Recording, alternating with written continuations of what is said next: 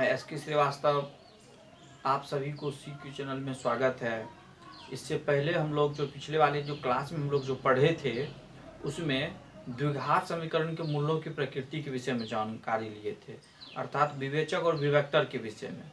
और विवेचक और विवेक्तर के विषय में इस बात की हम लोग जानकारी लिए थे जो किस विवेचक के विवेक्तर के किस मान की स्थिति में द्विघात समीकरण के जो मूल होते हैं वास्तविक और असमान, वास्तविक और समान, अवास्तविक होते हैं। इन सभी बातों को हम लोग पिछले टॉपिक में पढ़े थे और हमने चर्चा किया था पिछले में जो किस प्रकार का प्रॉब्लम पूछा जाता है उस प्रॉब्लम पर हम एक तो एग्जाम्पल ले रहे हैं। देखिए जो यह एनसीईआरटी बुक का जो प्रॉब्लम है यानी कि एक्सरसाइज 4.4 के 2 नंबर का एक जो है यह प्रॉब्लम है, यह क्वेश्चन है जो के किस मान पर जो समीकरण का मूल समान होगा, दो समान मूल होगा के किस मान पर।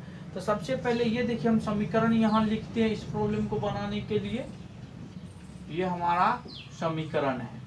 अब देखिए यहाँ सबसे पहले ये देखिए इसमें कौन ए है, ए यहाँ 2 हो गया और बी का वैल्यू क्या हो गया यहाँ पर के हो गया और सी का वैल्यू क्या हो गया 3 हो गया। तो एक चीज यहाँ देखिए दो समान मूल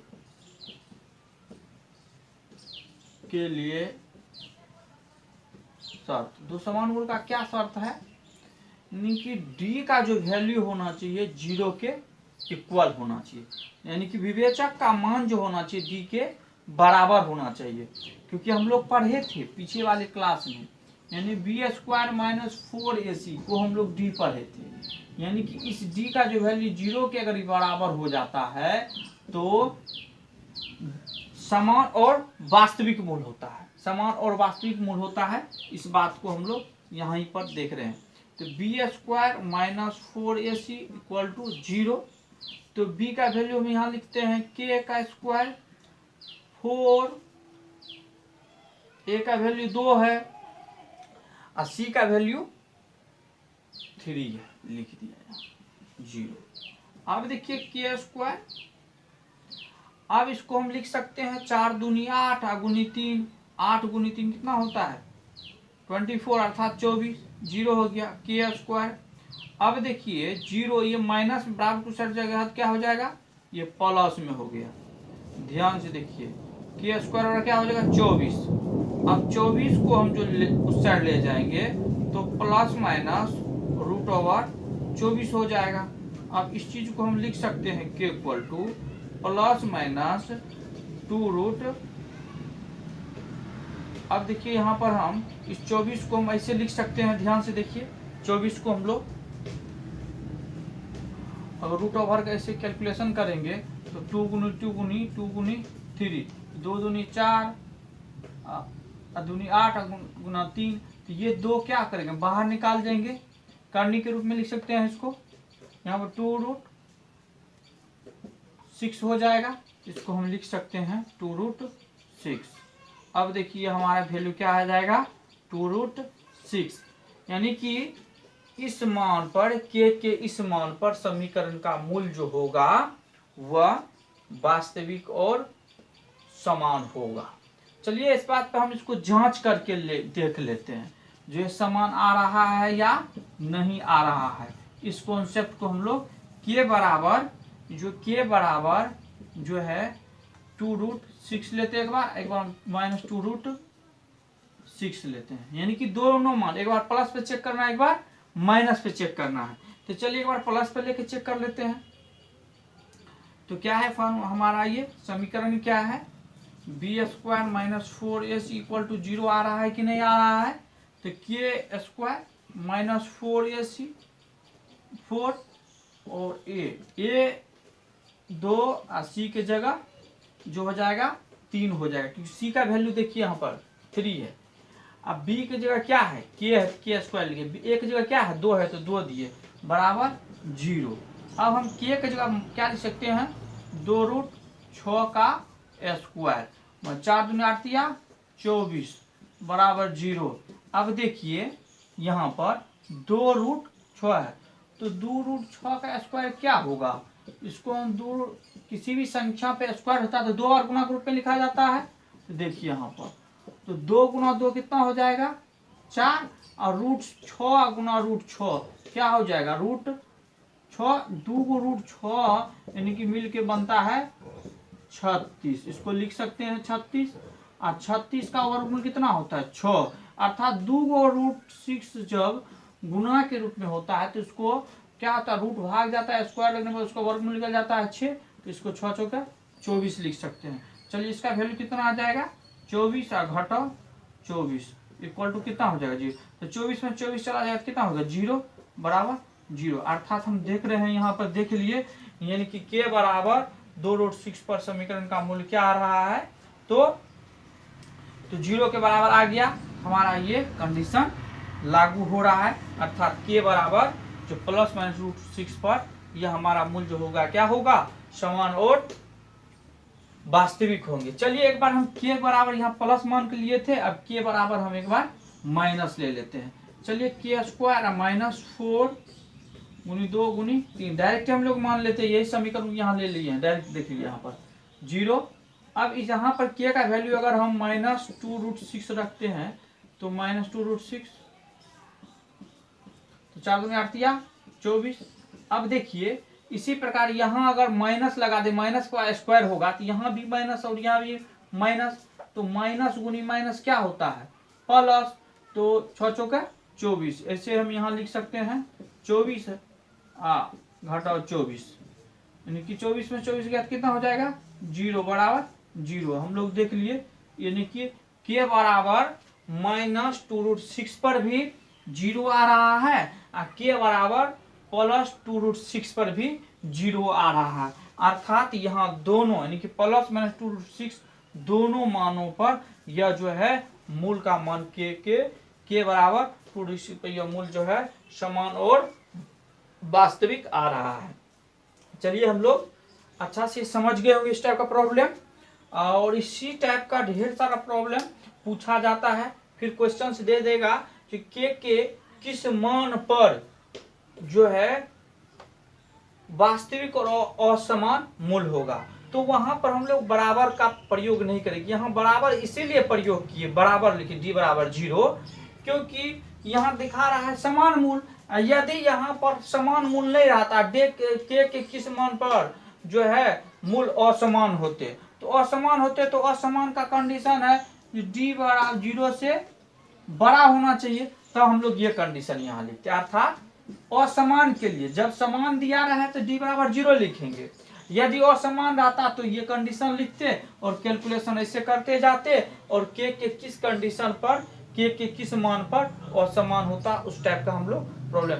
तो देखिए इससे विभिन्न प्रकार का प्रॉब्लम पूछा जाता है, लेकिन टाइप इसी टाइप से रिलेटेड रहता है। तो आज हम लोग जो है इससे अच्छी तरह ये कॉन्सेप्ट अच्छी तरह समझ गए होंगे। और अब देखिए आगे हम लोग जो है जो द्विघात समीकरण के, अब जो आगे हम लोगों को पढ़ना है द्विघात समीकरण के मूलों का गुणनखंड और द्विघात समीकरण का जब मूल दिया रहे तो द्विघात समीकरण किस प्रकार ज्ञात करते हैं। यानी कि जब द्विघात समीकरण के दो मूल अल्फा और बीटा दिया रहे तो द्विघात समीकरण किस प्रकार ज्ञात करेंगे इस बातों को, और द्विघात समीकरण मूल का गुणनखंड, ये बातों को हम लोग जानकारी लेंगे। चलिए आगे हम लोग इसका थोड़ा थ्योरिकल कॉन्सेप्ट जानते हैं। द्विघात समीकरण का जब मूल दिया रहे उसका गुणनखंड ज्ञात करना। अब चलिए आगे हम लोग इस पर, अब हम सभी जो है द्विघात समीकरण के दो मूल दिया हो, यानी x बराबर अल्फा और x बराबर बीटा, तो द्विघात समीकरण ज्ञात करने के लिए हम लोग पढ़ेंगे द्विघात समीकरण किस सूत्र से प्राप्त करते हैं। तो हम लिखेंगे यहाँ पर द्विघात समीकरण बराबर, द्विघात समीकरण बराबर फॉर्मूला होगा यहाँ पर X square minus alpha plus beta into X plus alpha into beta equal to 0। ये हमारा समीकरण हुआ। तो तो देखिए इस फार्मूला पे हम लोग ये जो हमारा ये फार्मूला हुआ, इस फार्मूला पे हम लोग जो द्विघात समीकरण को प्राप्त कर सकते हैं। चलिए देखिए यहाँ पर एक एग्जाम्पल लेते हैं हम लोग इस पर। यदि द्विघात समीकरण के दो मूल x बराबर 3 और x बराबर 4 दिया हो तो द्विघात समीकरण ज्ञात करें। द्विघात समीकरण ज्ञात करें। तो सबसे पहले देखिए दो मूल x बराबर 3 और x बराबर 4, यानी x दो मूल x बराबर 3 और x बराबर 4, यह x के जगह देखिए, ये x यहाँ x के जगह हो सकता है तो अल्फा और एक बीटा भी दिया जा सकता है। हम यहाँ x बराबर 3 लिखे थे और x बराबर 4 लिखे थे, तो ये जरूरी नहीं है जो आपको अल्फा x से लिखा रहे, एक जगह अल्फा भी दिया जा सकता है और एक जगह बीटा भी दिया जा सकता है। यहाँ ऐसे दे दिया जाएगा, यदि द्विघात समीकरण के दो मूल क्रमशः 3 और 4 दिया हो तो द्विघात समीकरण ज्ञात करें। यानी कि यहाँ पर दे देगा दो मूल 3 और 4 क्रमशः दिया है, तो यहाँ तो अलग अलग हम x बराबर 3 लिए, x बराबर 1 बार 4 ले लिए थे, फिर ये हम लिख दिया अल्फा बराबर 3 और बीटा बराबर 4, यानी अलग अलग दर्शा दिए। और कभी कभी ऐसा होता है ये दिया नहीं रहता है, यानी द्विघात समीकरण के दो मूल क्रमशः 3 और 4 दिया है, तो समझिए एगो उसमें से ऑटोमेटिक हम लोग को समझ लेना है अल्फा, एगो को समझ लेना है बीटा। चलिए एगो हम अल्फा बराबर ले लेते हैं यहाँ पर 3 और बीटा बराबर क्या लेते हैं 4। हल में यहाँ लिखते हैं हम लोग अल्फा बराबर 3 लिखेंगे और बीटा बराबर 4 लेंगे। तो देखिए हम सबसे पहले यहाँ पर फॉर्मूला लिखते हैं, ये हमारा फॉर्मूला है। तो फॉर्मूला क्या है, द्विघात समीकरण के सूत्र से, द्विघात समीकरण का सूत्र, द्विघात समीकरण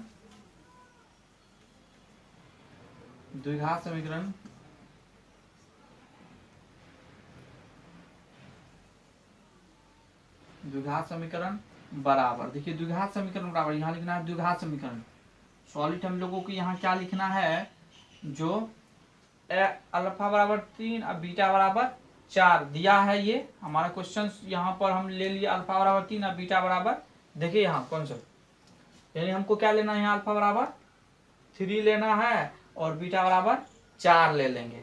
अब देखिए यहाँ द्विघात समीकरण बराबर फॉर्मूला क्या होता है, x² minus alpha plus beta into X plus alpha into beta equal to 0।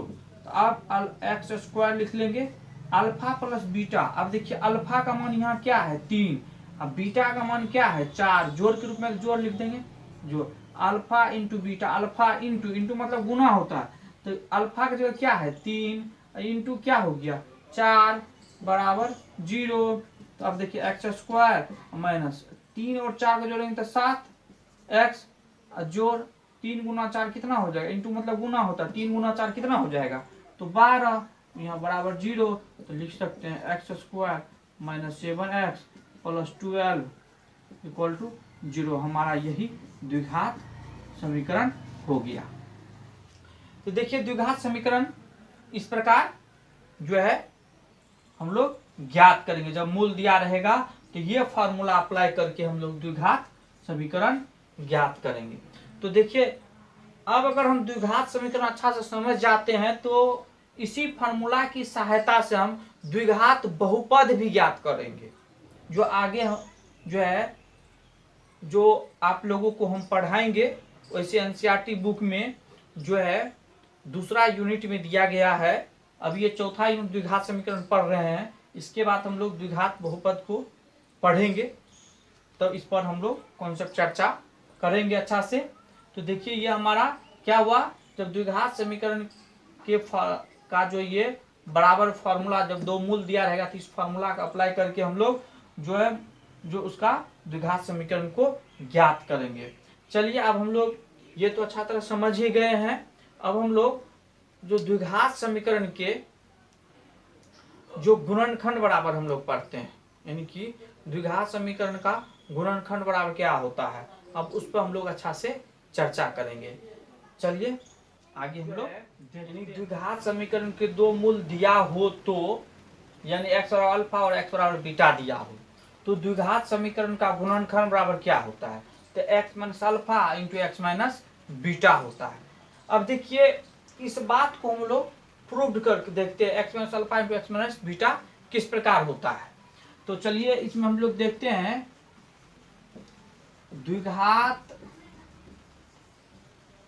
समीकरण बराबर क्या होता है, हम लोग अभी पढ़े थे x square minus alpha plus beta into X plus alpha into beta होता है। ये अभी हम लोग ये फार्मूला पढ़े थे। देखिए तो एक्स स्क्वायर अगर इसमें गुना करे, देखिए ध्यान से, इसको हम इस साइड लिख सकते हैं ऐसे करके alpha plus beta plus alpha into beta, ये इस साइड गुणा रूप यानी 2 गुना 3 लिखे चाहे 3 गुना 2 लिखे तो बराबर यहाँ x को इस साइड लिख दिए गुणा रूप में, उसको अल्फा प्लस बीटा को उस साइड ले गए। अब देखिए यहाँ पर X square minus x alpha में गुना करते हैं माइनस अल्फा इंटू एक्स हो जाएगा, इससे गुना प्लस गुना माइनस क्या हो जाएगा minus x into beta, beta into x लिख सकते हैं अल्फा इंटू चलिए बीटा। अब इसमें से देखिए दोनों में से कॉमन क्या आ रहा है, x आ रहा है कॉमन, x माइनस अल्फा हो रहा है। फिर देखिए यहाँ पर कॉमन क्या लेना है, यहाँ पर माइनस कॉमन ले लिए तो माइनस कॉमन माइनस बी है इसमें, बीटा इसमें भी है बीटा इसमें भी है तो माइनस बीटा कॉमन लेते हैं, यहाँ x बच जाएगा और यहाँ प्लस में से माइनस निकल जाएगा तो क्या बच जाएगा यहाँ पर माइनस, और ये अल्फा लिखा चला जाएगा। अब देखिए यहाँ पर हम इससे पहले गुणनखंड विधि में हम बताए थे आप लोगों को, यदि दोनों का मूल बीच वाला कोष्ठ वाला समान हो तो हमारा कॉमन सही जा रहा है। अब देखिए x माइनस अल्फा और x माइनस अल्फा दोनों में से कॉमन x माइनस अल्फा आ जाएगा। अब फिर यहाँ क्या बच जाएगा x माइनस बीटा, यह हमारा गुणनखंड बराबर हो गया, ये हमारा प्रूफ यहाँ पर। चलिए एक बार इसको अच्छा से फिर से समझ लेते हैं, ध्यान दीजिए। द्विघात समीकरण बराबर फार्मूला होता है x square minus alpha plus beta into X plus alpha into beta. अब देखिए यहाँ पर ये जो गुणक रूप में है ये साइड है तो इसको क्रम बिना नियम का पालन करते हुए यहाँ लिख लिया, यानी कि यहाँ x को पहले ही लिख लिए अल्फा प्लस बीटा को साइड लिख लिए, इसलिए लिखे ताकि जो ये कॉमन वाला है जो गुना करने में हमें सुविधा हो, नहीं तो एक बार इस चिन्ह को इधर से गुना करते एक बार इधर से गुना करते, इसीलिए हम इसको यहाँ लिए। देखिए यहाँ पर माइनस एक्स से गुना करेंगे अल्फा में तो माइनस अल्फा इंटू एक्स, फिर माइनस से प्लस गुना तो माइनस हो जाएगा, अब बीटा इंटू एक्स तो बीटा एक्स हो जाएगा, फिर ये लिख लिए। अब देखिए कॉमन लेते हैं, कॉमन इन दोनों में क्या आ रहा है एक्स आ रहा है तो एक्स ले लिए तो बच गया 2x स्क्वायर में से एक्स बच जाएगा माइनस अल्फा। अब देखिए दोनों में से कॉमन हम यहाँ बीटा इसमें भी है बीटा इसमें भी है तो हम यहाँ क्या निकाल लिए तो बीटा कॉमन माइनस बीटा निकाल लिए तो एक्स माइनस अल्फा। अब देखिए एक्स माइनस अल्फा इसमें भी है एक्स माइनस अल्फा इसमें भी, तो दोनों में से कॉमन ये निकल गया तो क्या बचेगा एक्स माइनस बीटा। अब कोष्ठ में इसको लिख लिए। अब देखिए ये हमारा प्रूव्ड हो गया, यानी कि द्विघात समीकरण का जब दो मूल दिया रहेगा, मान चलिए क्वेश्चन ऐसे पूछ देता है अगर x बराबर दे दिया 3 और x बराबर दे दिया 5 तो कहेगा इसका गुणनखंड बराबर क्या होता है, तो डायरेक्ट लिखेंगे x माइनस अल्फा और x माइनस बीटा, ये गुणनखंड का फॉर्मूला होता है। अभी देखिए गुणनखंड का फॉर्मूला ये है, अभी प्रूव भी किए। तो x का मतलब क्या हो गया, यहाँ पर x का मतलब होता है अल्फा, अल्फा का मान 3 हो गया, x का मान यहाँ क्या हो गया बीटा। देखिए यहाँ x बराबर अल्फा x बराबर बीटा लिए तो बीटा का मान क्या हो गया यहाँ पर 5। तो अब देखिए x की जगह क्या लिखेंगे 3 और x की जगह क्या लिखेंगे बीटा की जगह क्या लिखेंगे 5। तो देखिए यहाँ कंफ्यूज मत कीजिए, x बराबर 3 x बराबर 5 रहेगा तो यहाँ आप x की जगह 3 और यहाँ x की जगह 5 मत लिख दीजिएगा, ये गलत हो जाएगा क्योंकि x यहाँ जो ये मूल है, मूल का मतलब ये हो गया अल्फा और ये हो गया बीटा। देखिए ध्यान दीजिएगा, तो ये हमारा गुणनखंड बराबर हो गया। अब देखिए इसी जगह यदि अल्फा बराबर देता -5 अब बीटा बराबर देता है 7, तो हम लोग क्या था x minus alpha into x minus beta, गुणनखंड बराबर होता है। तो देखिए x माइनस माइनस अल्फा जब क्या लिखते हैं -5, तो अब देखिए यहाँ पर पोस्ट में लेते हैं x माइनस बीटा का क्या लिखेंगे 7, तो x माइनस माइनस प्लस 5 और x माइनस 7, देखिए यहाँ पर समीकरण अलग प्लस वाला में आ गया। तो यहाँ ध्यान रखिए अगर माइनस रहेगा तो कोष्ट में माइनस चिन्ह लेंगे तब, ताकि माइनस गुना माइनस प्लस हो जाएगा। ऐसा नहीं सर बताए हैं बीच में माइनस, तो यहाँ पर भी माइनस चिन्ह आया है तो माइनस वाला भी राशि रहेगा, तो आप भी समझिएगा माइनस ना हो, क्योंकि यहाँ पर देखिए माइनस अगर दिया है तो कोष्ट में माइनस लेना है, ये फार्मूला का माइनस हो गया, तो माइनस गुना माइनस यहाँ प्लस हो गया। इसी प्रकार अगर दो मूल दिया रहेगा गुणनखंड कहेगा ज्ञात करने के लिए, गुणनखंड हम लोग इस फार्मूला की मदद से ज्ञात कर सकते हैं। चलिए अब एक चीज ध्यान लीजिए, यदि वास्तविक मूल होगा समीकरण का तो वास्तविक गुणनखंड भी होगा, यदि अवास्तविक मूल होगा तो गुणनखंड भी अवास्तविक होगा। इस बात को आप ध्यान से में रखिएगा। चलिए आज हम लोग का क्लास यहीं पर समाप्त होता है। द्विघात समीकरण का ये थ्योरिकल कॉन्सेप्ट आज हम लोगों का यहाँ खत्म हुआ। अब जो है नेक्स्ट अगले क्लास में हम लोग इससे जो आगे पढ़ेंगे उसमें थोड़ा लंबा क्लास लेंगे, क्योंकि उसमें हम लोग जो जानकारी लेंगे जो द्विघात समीकरण का जो भाषा वाला प्रॉब्लम देता है, जैसे दो संख्याओं का योग दिया है 27, उसका गुणनफल दिया है 120, तो दोनों संख्या ज्ञात करें, इस टाइप का जो क्वेश्चन। और अन्य दूसरा देखिए एग्जाम्पल हम लोग लेते हैं, जैसे दिया जाएगा दो क्रमागत संख्याओं धनात्मक पूर्णांक दिया हुआ है जिनके वर्गों का योग 180 है, तो दोनों संख्या ज्ञात करें। तो इस टाइप का जो क्वेश्चन भाषा वाला देता है, भाषा से रिलेटेड जो देता है द्विघात समीकरण से, तो थोड़ा इससे संबंधित हम लोग कॉन्सेप्ट को जानेंगे अगले क्लास में, और थोड़ा उसमें लंबा होगा। और आप सभी से सिर्फ इतना ही हम अनुरोध करेंगे, जो आप लोग को जितना भी मैं पार्ट्स बताया टॉपिक, उसको 2 बार 3 बार 4 बार रिपीट करके देख ले और उससे संबंधित प्रॉब्लम बुक में बनाने का प्रयास करें। उस प्रॉब्लम बनाने से पहले एग्जाम्पल को बनाए और देखे एग्जाम्पल, और हमारे कॉन्सेप्ट को समझे और एग्जाम्पल को बनाए, फिर एक्सरसाइज को बनाए। यदि आपको प्रॉब्लम होता है तो आप हमें जो है कमेंट के माध्यम से हमसे पूछ सकते हैं, या हमारा नंबर आपको डिस्क्रिप्शन में दिया हुआ है, आप उस पर जो है व्हाट्सअप कर सकते हो क्वेश्चन को, और मैं व्हाट्सएप के माध्यम आपको सॉल्व करके भेज दूंगा। और या जो भी क्वेश्चन आप लोग को प्रॉब्लम लगता है, उस व्हाट्सएप डिस्क्रिप्शन में जो नंबर दिया है, डिस्क्रिप्शन में जो नंबर दिया उस नंबर पे आप लोग व्हाट्सएप में वाला नंबर है उसमें आप जुड़ करके क्वेश्चन को भेज सकते हैं, और हम इधर से आपको सॉल्व करके भेज देंगे। या नहीं तो क्वेश्चंस भेजिए, मैं यहाँ वीडियो के द्वारा बना करके समझा करके आपको सेंड कर देंगे। धन्यवाद टाइम देने के लिए आप सभी को।